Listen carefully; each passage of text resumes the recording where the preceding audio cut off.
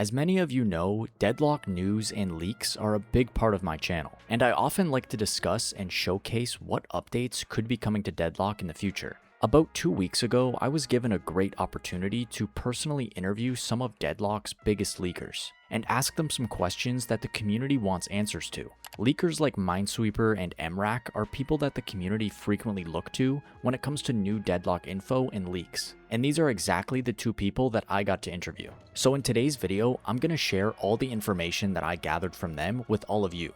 So if you're a big fan of Deadlock and like learning about the future of the game, this video is for you. Make sure you like this video and subscribe to the channel so you don't miss any content like this in the future. I also want to say thank you to both of them for giving me full permission to use this in a video. The first question that I asked both of them was, how did you get involved with Deadlock leaks? Throughout this video, Minesweeper actually answered just over Discord messages, but MRAC actually sent me an audio file. He wanted me to specifically state that he is not a native English speaker and his English is quite poor, so some of his thoughts may be expressed incorrectly in terms of grammar or sentence structure. But I will do my best to put captions on screen so you can better understand what he's saying. So let's start with MRAC. Hey everyone, so first time I got introduced to Deadlock back in August 2024, I guess, and started running media outlet with my friend Dima. Of course, it's Project 8. I met one guy. He was leaked various things from the test server for me for money. Like, I'm paid one time $600 for one screenshot, so that's funny. Sometimes he would send me full patch notes and ask me to not publish them.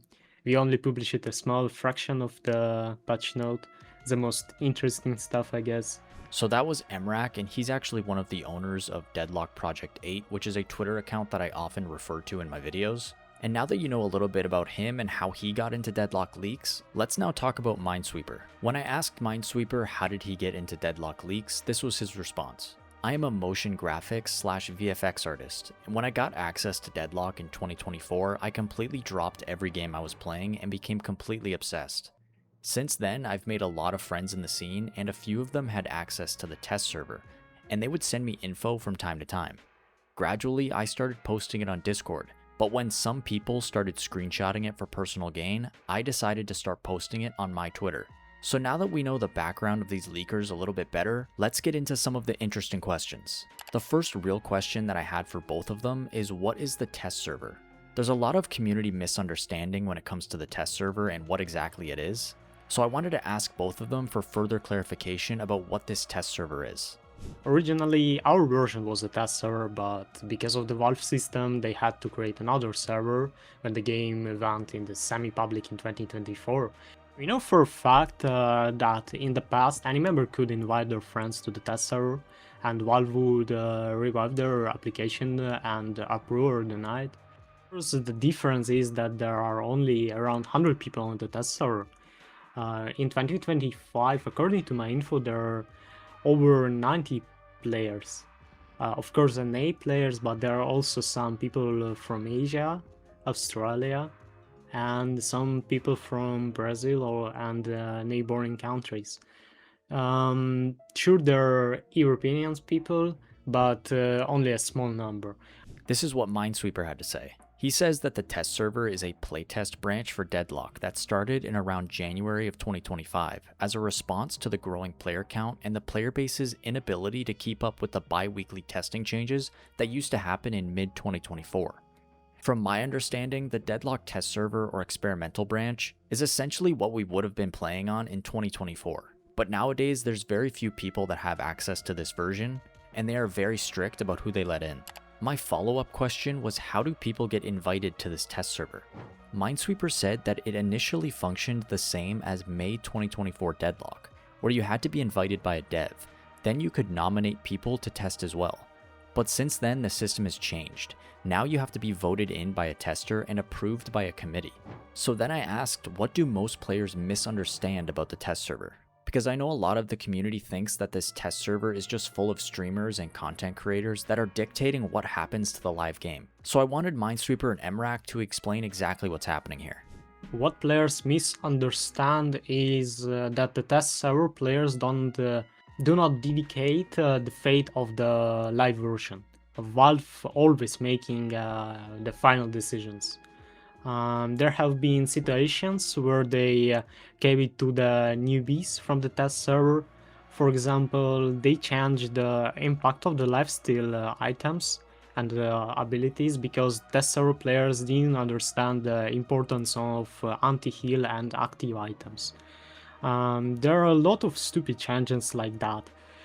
We only know about a couple of specific things that test server players asked to change, but overall, Valve has a final say.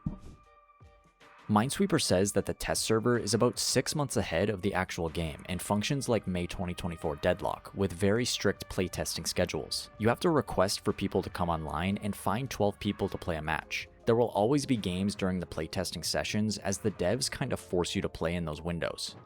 The next question I had specifically for Minesweeper, and that was what happened with the fake leaks. And I want to provide a little bit of context about this question if you don't know what I'm referring to.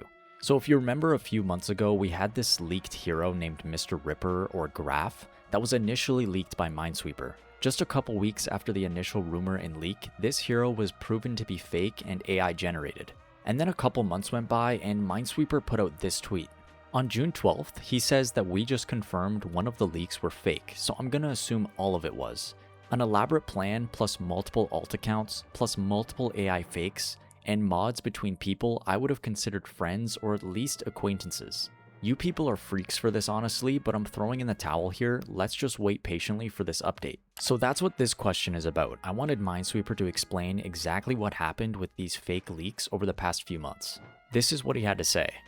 The fake leaks were all from a server called LeakStorm, where a few community members would compile leaks early and share them to a small group of people, where we would normally vote on their legitimacy and decide when and how to show them to the public. In the server, there were many people who were fed up that me and many of the other leakers were not sharing as much as we had before, and they were mad that we fell for the vampire hero leak. So they created a coordinated effort of 5 to 10 people to compile maps in Hammer, draw new icons, mod in fake abilities, and create fake Discord accounts.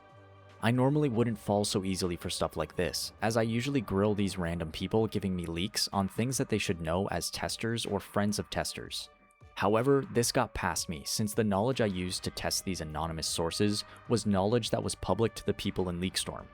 This was pushed even further because a few people I trusted vouched for the info and said that they were hearing similar things, even sending corroborating evidence that also ended up being fake. So then, of course, I asked the question that most of you probably want the answer to, and that is, can you confirm which leaks were 100% fake? Minesweeper says that at this point, the Cheshire stuff is most likely fake, along with the Graph vampire hero. The skin wardrobe in the hideout is also fake, and the 6400 gun item. The PvE mode is still real, just not in the same form it was in March. So let's break down all of that stuff that Minesweeper just confirmed was fake. So of course the Cheshire cat hero that we've been talking about for the past few months, that was confirmed as fake by Minesweeper. The Graph vampire hero that we already knew was fake, Minesweeper also confirmed that. The skin wardrobe that Minesweeper leaked just a few weeks back, that was part of the fake news that he got from the LeakStorm Discord, as well as this fake 6400 gun item. But let's not forget that Minesweeper also said that the PvE mode is real. It's just taking a different form than it was in March. And I have no new information to share on what this PvE mode is. So then I asked them this question because I was curious about how much information they truly knew. I asked them, have you ever intentionally held back a leak? And I specifically referred to the Old Gods and New Blood update because back then we had a lot of leaked information. Personally, I didn't know much about OG&B update. I got information about the new troopers and a couple of other things from CIS and the EU players. CIS, it means Russian players. That when I post screenshot of the new patron, exactly Hidden King. As for where things stand now, I personally don't get involved in the test server leaks anymore. I don't post anything about it. I still get the info on dates, but nothing specific. I just still have friends around from the Europe and America. Minesweeper said that yes, he holds information back a lot of the time. For the Old Gods and New Blood update specifically, he was told that there were individuals in the experimental Discord specifically trying to track down which of these testers were sending pics and info to leakers, and so he would often have to hold stuff back for weeks. My next question I tried to tie in to the previous two, and that is, has Valve ever stopped the leaks, and if they have, how did they do it? Minesweeper said that yes, they eventually found his source after checking the Steam friends list of each tester and checking each friend on there to see if anyone had me added. In the meantime, during that hunt, they also kicked nearly every Eternus 6 player for leaking patch notes to their friends for advantages in scrims, and now the test server is extremely secretive once again. So I followed up with another question and asked Minesweeper, has Valve ever tried to contact you because of your leaks? He says that he hasn't been reached out to personally, although he believes that other leakers have spoken to Hopu or Yoshi and were essentially told that they don't care too much about the leaks except for crucial art leaks. So my final question to both of them was how much content gets scrapped before players ever see it? Oh, believe me, a lot. I'm still hoping to see the fucking sick creeps. Minesweeper says that probably 90% of the content on the test server gets scrapped. All those +1s that you see to the experimental server are devs making changes to a hero's abilities and then immediately trying a new version. Some of those abilities that will never make it are in the game's code, such as the super broken Rem copy ult, where he could copy one of his teammates and make himself have their abilities for a short period of time. So those were the main questions that I asked both of them. I tried my best to include the most relevant information possible, and I also tried to maintain confidentiality as much as I could with this video. A huge thank you to Minesweeper and MRAC for providing me with all this information and allowing me to ask them these questions. If you enjoyed this video, make sure to drop a like and subscribe to the channel for more content like this in the future and to stay up to date with all the Deadlock news and updates in the future as well. I just recently hit 10,000 subscribers and that's a huge milestone, so thank you to everyone who subscribed to the channel. This is only the beginning for Deadlock and it's going to continue to grow in 2026, and I hope to continue seeing you all on my channel in the future. As always, I'll see you in the next video. Later.